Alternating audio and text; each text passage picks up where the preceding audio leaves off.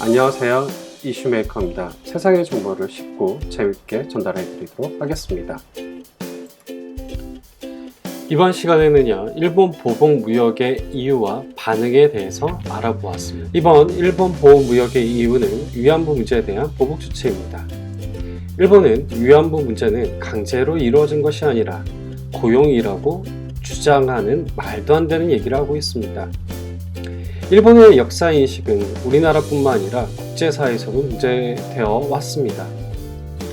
한국의 대법원은 전범 기업이 강제징용 피해자들에게 손해배상을 해야 한다라고 판결했습니다.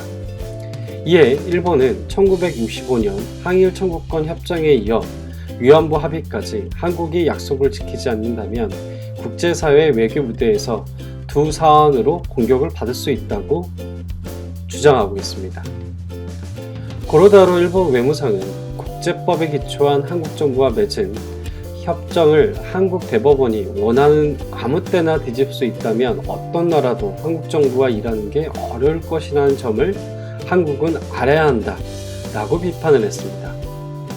하지만 유엔 강제적 실정위원회는 일본의 보상이 불충분하다는 최종 견해를 표명하는 등 국제사회도 과거사에 대한 일본의 태도를 비판하고 있습니다. 아베 신조 총리가 3일 박근혜 정부 시절 합의했던 위안부 문제를 꺼냈습니다. 위안부와 강제징용은 이미 합의가 끝난 문제인데 한국이 약속을 지키지 않는다고 주장했습니다.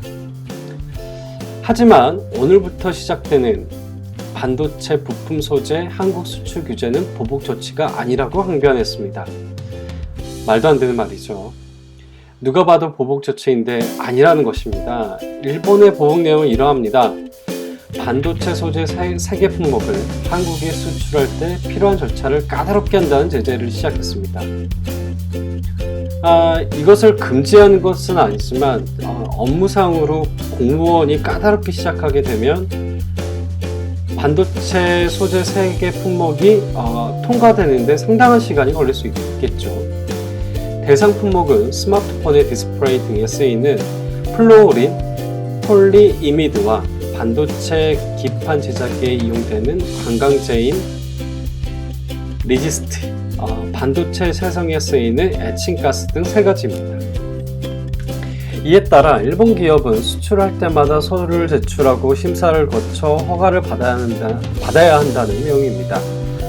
이는 정치적인 이해관계에 따라서 심사를 허가하거나 하지 않거나 심사 기간을 오래 끌 수 있어 반도체를 생산하는 삼성, SK하이닉스는 수급 문제가 있을 수 있다는 것입니다.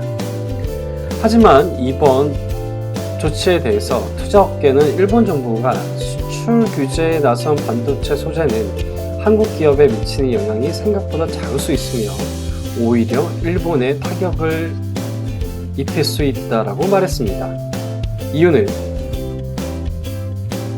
플루오린, 폴리이미드의 경우 일본 외 공급처 확보가 가능한 것으로 알려져 있으며 UTG로 대체가 가능하다는 것입니다. 레지스트 역시 반도체 공정에 주력을 사용하고 있는 ARF 레지스트, KRF 레지스트는 규제 대상에서 제외돼 수출 영향에 미치는 영향이 작습니다. 에칭가스는 일본 업계 점유율이 높으나 국내 업체의 수입선 다변화로 어느 정도 물량 확보가 가능하다고 합니다. 하지만 일본의 규제로 인해 우리 기업의 피해는 있어 보입니다. 이번 일본의 보호무역은 오래 가지는 못할 것 같습니다. 반도체는 휴대폰, TV, 자동차 등 전자제품에는 거의 들어가 있습니다. 이에 전 세계적으로 반도체의 수급의 문제는 전 세계적인 문제가 될 수 있어 이번 일본 조치는 정치적인 쇼로 끝날 수밖에 없어 보입니다.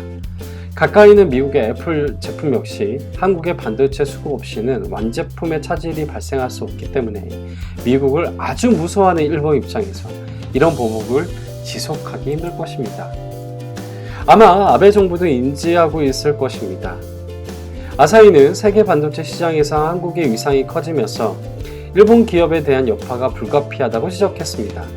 일본의 한 반도체 업체 관계자는 수출 규제의 영향으로 한국 업체의 설비 투자 의욕이 감소하면 일본 업체의 실적에도 영향을 줄 것이라고 전망했습니다. 후쿠나가 유카 와세다 교수는요, 3일 게재된 니혼게이자 신문에서 이렇게 인터뷰했습니다. 세계무역기구 협정의 기본 원칙은 가맹국의 유리한 조처가 다른 모든 국가에게도 적용해야 된다는 최애국 대우라고 설명했습니다.